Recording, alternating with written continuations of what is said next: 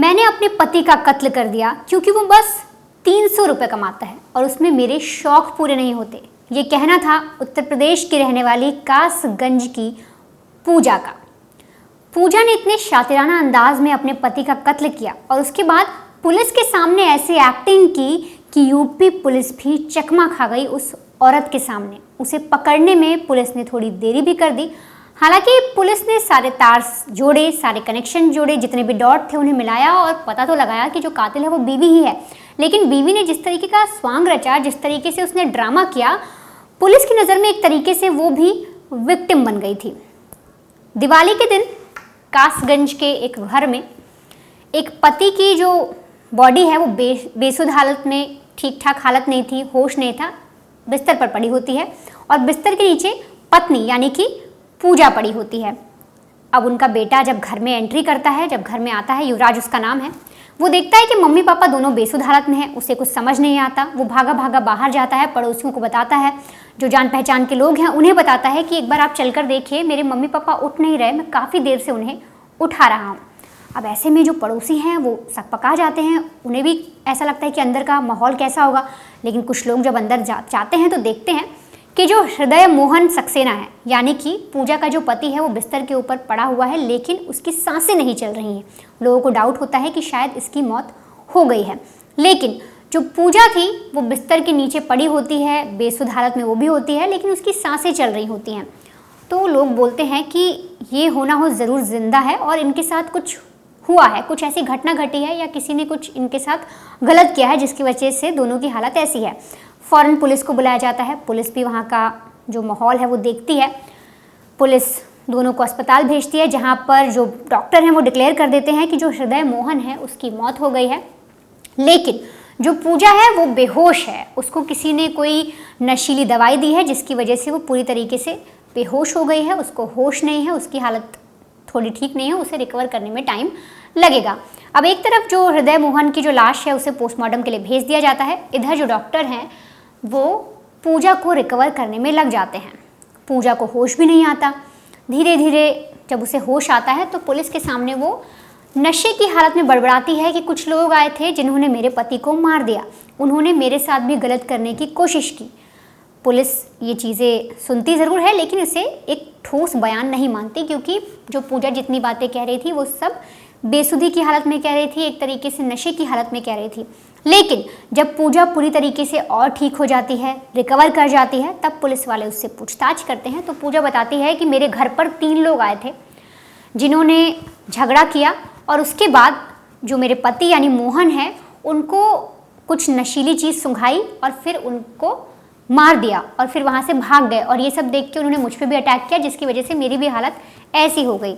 अब पुलिस पूछती है कि क्या आपको हुलिया वगैरह याद है, कुछ पता है इस सब बारे में? तो जो पूजा है वो बताती है कि देखिए मैं इस बारे में कुछ नहीं जानती, बस मुझे इतना पता है कि 3 लोग आए थे, लेकिन उन्होंने जब मुझ पर भी अटैक किया तो मैं भी एक तरीके से नशे में चली गई।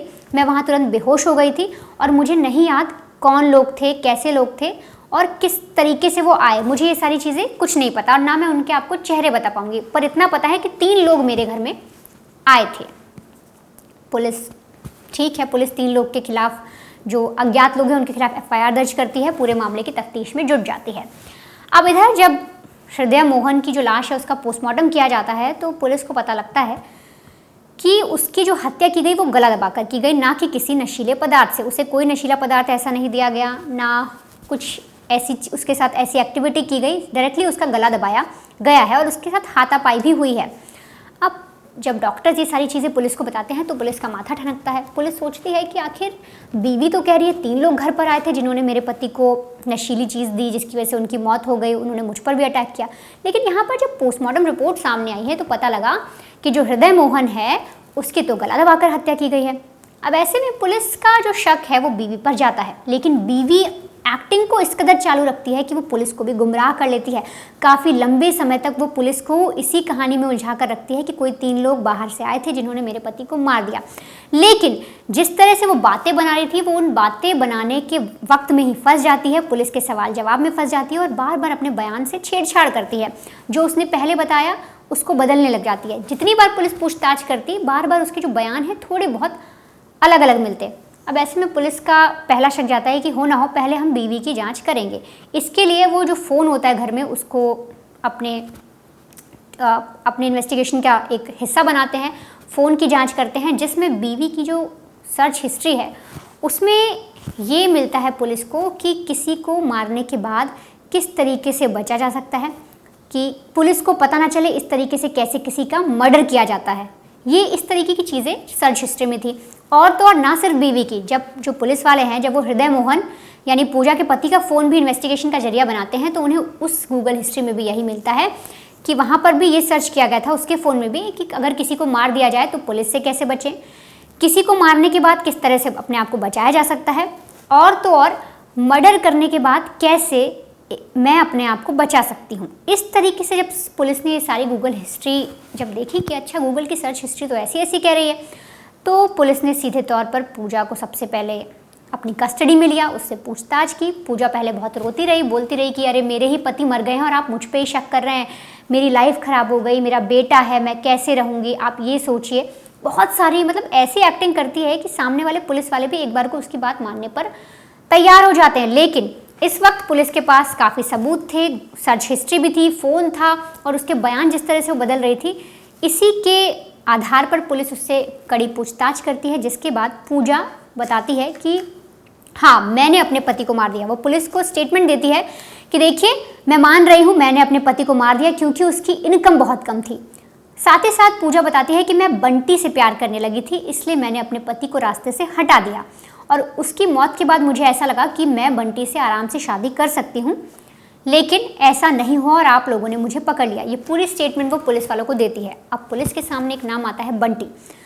पुलिस को लगता है कि हो ना हो बंटी का भी इस पूरे जो वारदात हुई है, जो मर्डर हुआ है, उसमें पूरा योगदान है, पूरा का पूरा उसकी मिली भगत है बंटी की भी। बंटी की तलाश की जाती है, बंटी मिलता है। बंटी से जब पूछताछ की जाती है तो बंटी बताता है कि 2 साल पहले मैं यहाँ किराए पर रहने आया था और जब किराए पर रहने आया तो मेरी अच्छी खासी आमदनी होती थी, ये पूजा लगातार देख रही थी। मैं सुबह दुकान पर जाता और मेरी जब इनकम अच्छी होती थी इसलिए मैं शाम को दुकान नहीं खोलता था और इसी बीच में जो मेरी नज़दीकियाँ हैं वो पूजा से बढ़ गई। अब ऐसे में पूजा मुझे बार बार ये चीज़ें कहा करती थी कि देखियो मेरे पति की तो इनकम बहुत कम है, सिर्फ वो 300 रुपये कमाते हैं और 300 रुपये में मेरा जो भी मेरे शौक़ हैं वो पूरे नहीं होते, तुम बहुत अच्छा कमाते हो, मैं तुम्हारे साथ रहना चाहती हूँ। और लगातार जब पूजा इस तरह की चीज़ें करती तो बंटी भी उसके प्यार में घिर गया और दोनों को एक दूसरे से प्यार हो गया।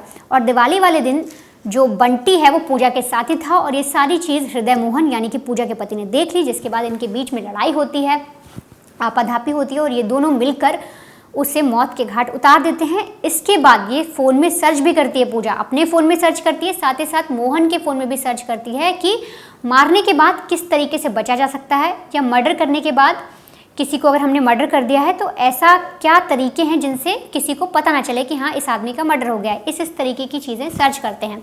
ये सारी बातें बंटी पुलिस को बताता है।